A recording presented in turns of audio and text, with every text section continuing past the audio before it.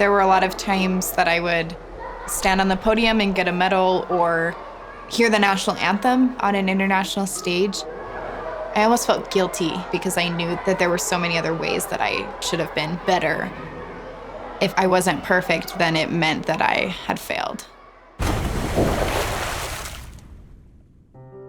Synchronized swimming was my life. I felt like a different person when I was in the water. From the time I started when I was little, I just practiced and practiced and practiced and pushed myself.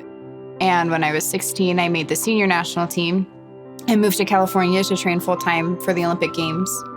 Shortly after Worlds, I faced a lot of struggles with my health. A short-term break to figure it out kind of turned into a permanent retirement.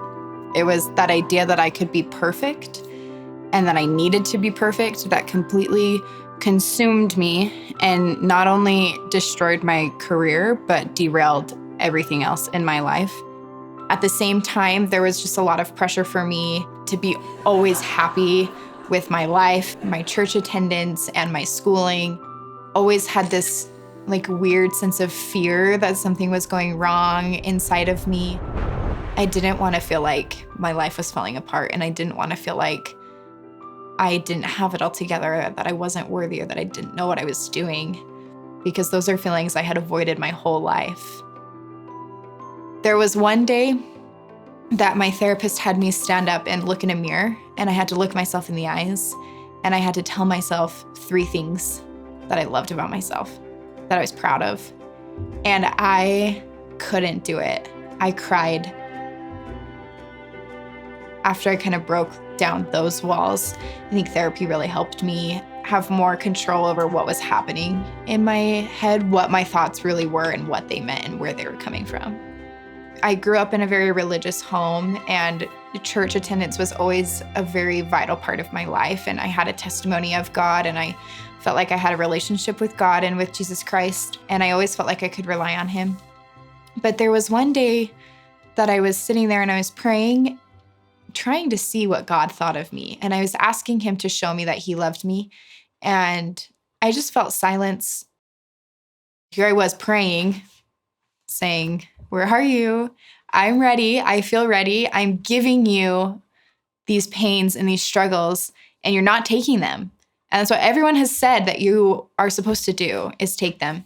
And I think that's when I hit rock bottom and thought, I am not perfect enough for God.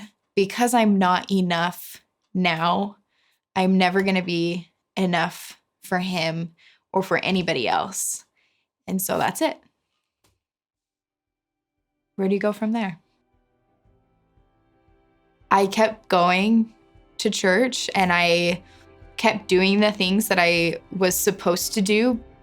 I was listening to someone speak, and all of a sudden, I just felt this warmth in my body, and it completely filled every empty space that I had. And I would even say that I had never felt anything like that in my life, ever. I felt like I could get myself to say, I am good because I know God. And I am good because I want God. And I am good because I believe in God. And that's enough. I definitely can't make everyone happy. And that's a really hard reality for me. I will always face rejection, and I will fail every single day. God's grace is his ability to make up for everything that I'm not. His willingness to love me in all of my imperfections and all of my weaknesses. And I'm just holding on to that because I think his grace makes up for everything else in life.